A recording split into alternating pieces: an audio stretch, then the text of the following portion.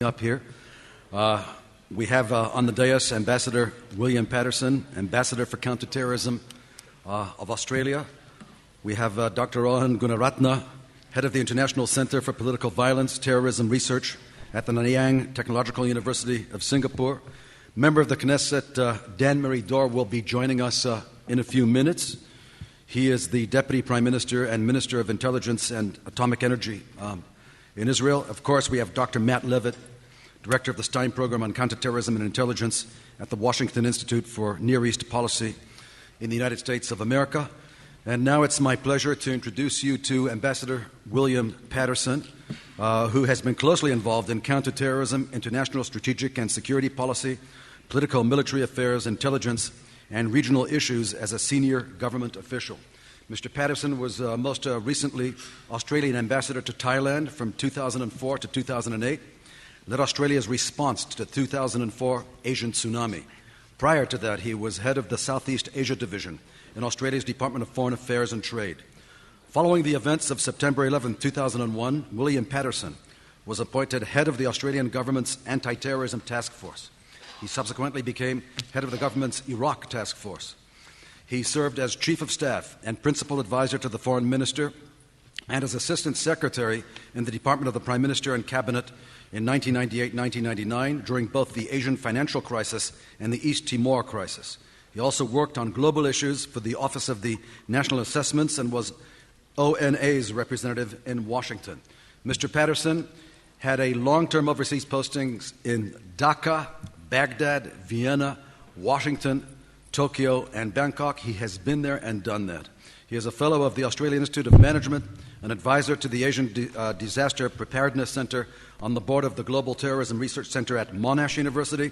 In 2003, he was awarded the Public Service Medal, and in 2005, the Humanitarian Overseas Service Medal. We're proud to have you with us. The floor is yours.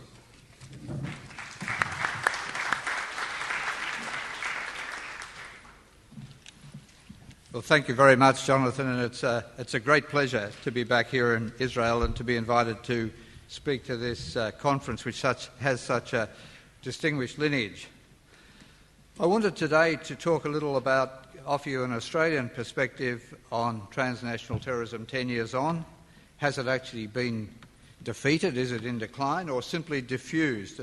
What's worked? What lies ahead? I think against the background of this enormous tsunami, if you like, of analysis and commentary surrounding the 10th anniversary of the massive and spectacularly successful terrorist attack on the United States on 9/11, this reflects the enormous impact these events have had in the decade which has followed. 9/11, most of all, had a deeply traumatic and transformative effect on the United States. But all of us quickly realised the implications went much wider, profoundly affecting some of us, both as targets and as allies, and demonstrating our own vulnerabilities. Australia's 60-year-old ANZUS security treaty with the United States, concluded in the grim days of 1941, was invoked for the first time in response to the attacks on the United States. We had troops deployed to Afghanistan, a country really quite remote from Australia's concerns until that point, within weeks. We're still there. The security challenges faced by Israel probably mean that few here in this audience spend much time looking at transnational terrorism's impact in Australia or on Southeast Asia, or where this is fitted into the global picture. So today I wanted to offer you an Australian assessment, one informed by both our direct global and regional interests and our commitment to working with partners to find effective strategies to deal with a long-term international challenge, not only to our security, but to our values. At 9/11, it was widely assumed by governments, pundits and the public that this cataclysmic event represented a major global strategic shift and security challenge. The United States 9/11 Commission report spoke of a new era and proclaimed that countering terrorism has become, beyond any doubt, the top national security priority for the United States. the United States, as we know, proclaimed itself engaged in a war on terror. In much of the Western world, strategic priorities were subsequently reordered and military doctrines rewritten. Security budgets were reshaped and greatly enlarged. Afghanistan and Iraq were invaded. Intelligence, police and military forces were given new missions and new capabilities. Counter-terrorist legislation was introduced, or its reach was significantly expanded. Costly protective security measures impinged on all of our lives, from airports to malls, checkpoints, barriers, bollards and closed-circuit televisions. UN resolutions were passed. New bodies established and new cooperative relationships within and between governments were developed. Jobs, such as my own, were created. Well, did the scale of the threat warrant such massive changes? And what's been achieved? The United States report released about 10 days ago, entitled the 10th Anniversary Report Card, the status of the 9/11 Commission recommendations, gave its answer. Not enough. The report, focusing on the US homeland, acknowledged progress and success, but pointed to shortcomings at the political level in congressional management and also in detection, in the establishment of identity and in emergency response. Well, at the end of this decade, we're also having to factor in the current uprisings in the Arab world. They've added a new and largely unexpected additional dimension. They've created new uncertainties about the shape of governments in the Middle East, the participation of Islamists in successor governments, their level of commitment to counter-terrorism, and the space which may be available to extremist groups. It's these systemic changes, if they come about, that may be truly strategic in their geopolitical implications. Were we really, over the last decade, dealing with a new paradigm or simply an evolving security challenge? I think it's important that we keep transnational terrorism in perspective. It does not represent an existential or a terrorist threat to most countries. It can, however, have a disproportionate impact. That, of course, is one of its objectives, and present unique challenges for the security policymaker. And it can bring about disproportionate responses by way of legislation, regulation, police and military action. Indeed, this is often one of the aims of the terrorists. But it's probably best considered, I think, as one of a number of evolving but enduring security challenges or contingencies with which we must deal and for which we must plan. Terrorism may be taking new and more challenging paths, but it's an old technique, long used by politically motivated but weak groups throughout history to deliver an asymmetric impact, maximising fear, uncertainty and disruption. What's new is that it's empowered by cheap and accessible technology and mobility arising from globalisation. And I think to set it in context, we have to recognise that it's confined to a very small extremist fringe within Islam, and it's singularly failed to become a mass movement. Its inability to catalyse the Ummah has been a major failure. Its violence has disproportionately affected Muslims who've borne the majority of casualties. Well, I wanted to explain just briefly why it's important to Australia. For Australia, Al-Qaeda-led, associated or inspired transnational terrorism will remain for us an enduring and evolving security threat. 111 Australian civilians have lost their lives in 9 major terrorist attacks from 9/11 on. Many more than that, of course, have suffered injury and loss. The first Bali bombings in October 2002, in which 88 Australians lost their lives, had a massive national impact. And our embassy was subsequently damaged in a terrorist attack in 2004, our embassy in Jakarta. These shocks were compounded by their proximity to Australia. In a newly democratic and largely tolerant and moderate Indonesia, the world's largest Muslim country. Separately, Australia has been regularly listed as a legitimate target by Osama bin Laden and by Al-Qaeda's principal ideologue and now leader, Ayman Zawahiri, as well as by Jama'at Islamiyah's Abu Bakr Bashir, and of course also in Anwar al-Awlaki's Inspire magazine. Yunus al-Mauritani, captured only last week, was understood to have Australia in his sights for a terrorist attack on economic infrastructure. We have also, of course, served as part of Western-led coalitions in Afghanistan and Iraq, and we're a strong friend of Israel, putting us at the heart of jihadist demonology. More closer to home, of course, a small number of Australians have fought and trained with extremist organisations overseas.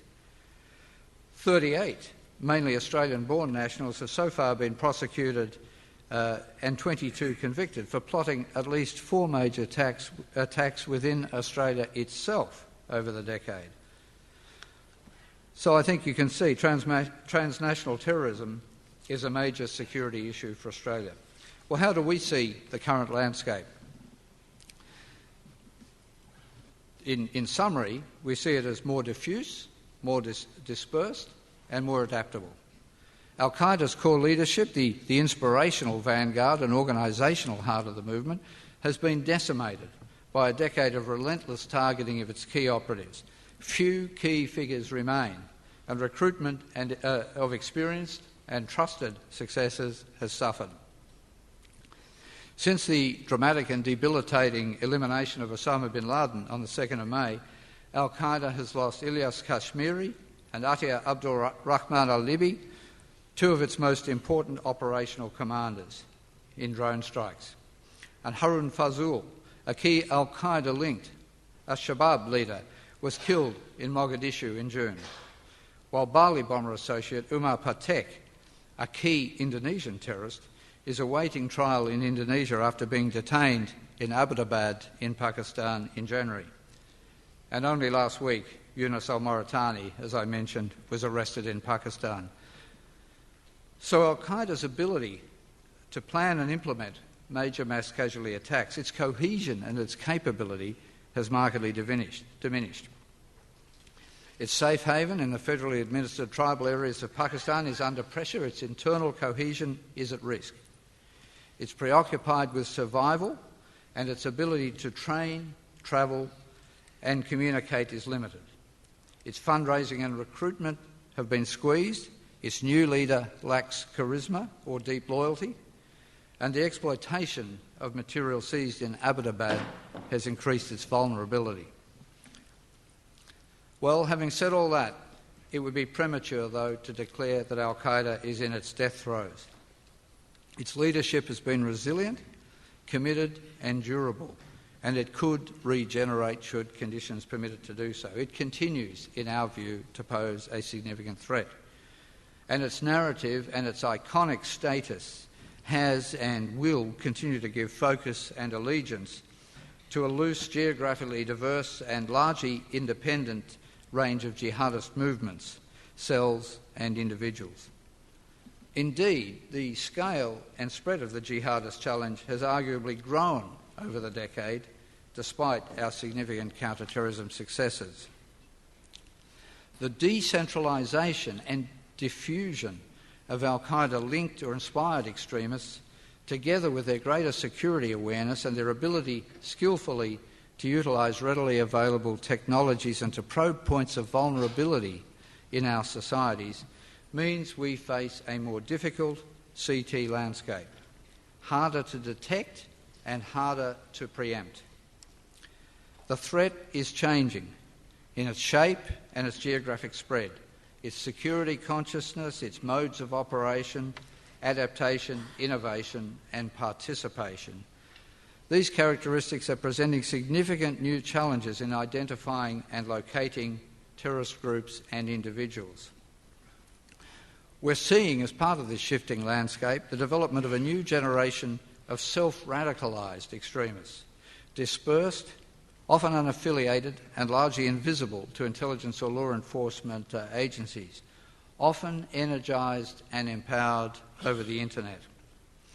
Attacks mounted by them may increasingly be small-scale, opportunistic, with little preparation, training or lead times. Failed attacks may be considered successful due to their disruptive effects, demonstration of vulnerability and generation of fear and uncertainty. So the spectrum of possible modes and scale of attack has widened from extensively planned mass casualty attacks, which are harder now to undertake because they're more likely to be detected, through to what some describe as micro-terrorism, simple local actions on the part of very small cells or individuals acting alone. The threat can often be linked to failing or deeply troubled states, to poverty, marginalisation and social dislocation, to separatist insurgencies and to local agendas, and sometimes even to state actors. But the new paradigm for the West is that it can also arise internally in developed and democratic societies. We believe it will be with us for at least a generation, perhaps longer, and there may be no point at which we can declare victory. The action is in many ways shifting to al-Qaeda's offspring. 3 affiliates now carry much of the banner for the organisation, operating with a large degree of independence and spreading the challenge for security professionals.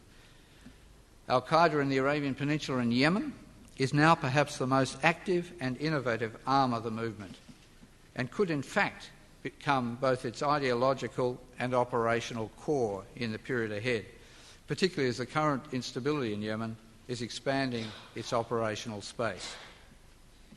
Al-Qaeda in Iraq, which, though having been greatly reduced by United States pressure and tactics, and I also think by Iraqi exhaustion with its excessive violence, can still deliver carnage on a grand scale, as we've seen in recent weeks, largely in support of Sunni sectarian interests in a Shia majority Iraq. United States withdrawal and instability in Iraq could give it renewed impetus.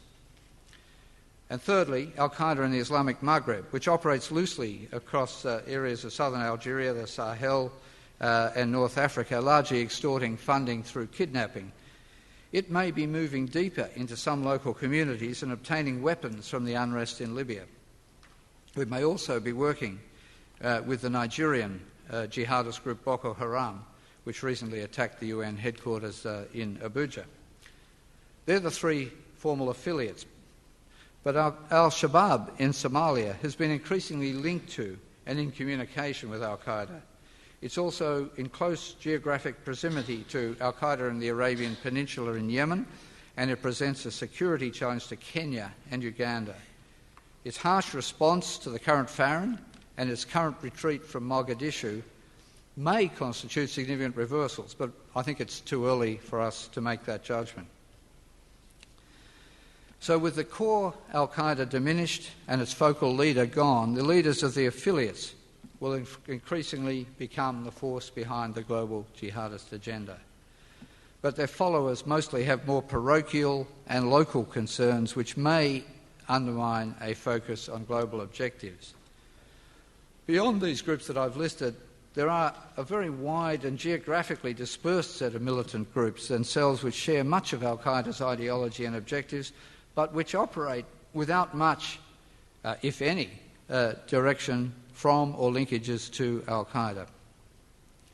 In our part of the world, these include the now fractured Jemaah Islamiyah in Indonesia, Indonesia's successor umbrella extremist group, Jemaah Ansarut Tauhid, Negara Islam Indonesia, a group like Jemaah Islamiyah with historical roots in Darul Islam in Indonesia, and a range of small but persistent extremist groups and individuals across the archipelago. Also in our region, the Abu Sayyaf group in the southern Philippines. A broad spectrum, we worry about also, of active militant and extremist groups in Pakistan and elements in Afghanistan, Lebanon, and, as you know here, the radical Palestinian movement. Of particular concern, I think, is the range of militant and extremist groups in Pakistan, some of which have enjoyed official backing as assets in Pakistan's geopolitical manoeuvring vis-à-vis India and Afghanistan. These now potentially threaten stability in Pakistan itself. Some are no longer fully under Pakistani control and have developed global jihadist ambitions. Growing intolerance in Pakistan provides fertile soil for all such groups, some of which target the Pakistani state itself. And as I've outlined above, in addition to this, you have the radicalised individuals, homegrown, who may develop some links to established cells or groups, or lone wolves operating simply by themselves and simply inspired or motivated by the Al-Qaeda narrative. Unburdened by organisational constraints or planning imperatives, their unpredictability and their isolation presents intelligence and law enforcement challenges. They're of particular concern to Western societies. The US saw 43 cases of homegrown terrorism last year and has indicted, as I understand it, over 180 individuals on terrorism charges since 9/11. Homegrown terrorists, because of their largely invisible activities and associations, present a major CT challenge to the West, but they may also present a growing threat in the Muslim world as internet access increases. I'd like perhaps just to speak very briefly about Southeast Asia, because I think otherwise, Rohan and I live and work in the region, but I suspect it doesn't get a lot of attention over here. Southeast Asia has perhaps demonstrated the greatest success in responding to the jihadist threat over the last decade. Indonesia, in particular, has faced down a persistent violent extremist challenge from Jemaah Islamiyah and related organisations and splinter groups, which have mounted a series of high-profile mass casualty and more limited attacks with Indonesia. Since the first Bali bombing in October 2002, which claimed 202 lives, the Indonesian National Police have pursued JI with considerable determination, as well as associated groups and key individuals, dismembering what was a highly structured organisation with a core cadre of Afghan-trained veterans with international links to Al-Qaeda and others. JI has been fractured and greatly diminished, but the exposure of a major terrorist training camp in Aceh 18 months ago and continued planning by small numbers of extremists points to an enduring extremist challenge. Earlier this year, there were several attacks and attempted attacks. Book bombs sent to liberal Muslim figures and senior police officers, a suicide bombing in a mosque intended to kill police, and a defused bomb intended to detonate in a church on the Christian Good Friday. These incidents fit an emerging pattern of attacks by smaller splinter groups, shorter planning cycles, with a mix of old cadre and a newer generation involved, and focused principally on targeting Indonesian police and government officials. There's some evidence of a convergence between members of some Islamic vigilante groups and extremists. But since 2002, Indonesia's arrested over 640 people on terrorism-related offences and secured nearly 500 convictions. This public process has built understanding within Indonesia of the nature and the scale of the threat it faced. Indonesia has, with its partners, of which we're one of the main ones, built a sophisticated police CT capability and demonstrated a long-term commitment to dealing with the drivers of radicalisation. But as recent events have shown, there are still weaknesses in Indonesia's social framework which can permit extremism to fester. These include muted official responses to religious intolerance, a continued tolerance of extremist publishing, continued student indoctrination in a small number of extremist boarding schools or pesantren, some campus radicalisation in the Islamic universities network, shortcomings in prison management, inadequate sentencing and early release of prisoners, and flawed de-radicalisation or rehabilitation programs for terrorist prisoners. Malaysia and Singapore too have demonstrated impressive capability and commitment in dealing with extremist cells and individuals in both countries. The Philippines and Thailand, which both face separatist insurgencies in their Muslim-majority southern provinces, are working well with regional and international partners to build CT capability and individually to address the grievances which have given rise to discontent. These grievances are mostly local in nature and require locally developed processes of resolution. Cross-regional cooperation through ASEAN and other mechanisms is developing steadily and contributing to what has overall been a committed response to a regional security threat. How am I going for time? We're out of time. Sorry? We're in overtime. Well, I'll stop there. I was going to offer an Australian view of the Arab uprisings and what I believe is the whole of government nature of terrorism, but and where we go in the decade ahead. But I'd be happy to pick some of that up during questions and answers, or if there's not time for that, outside the meeting room. Thank you very much.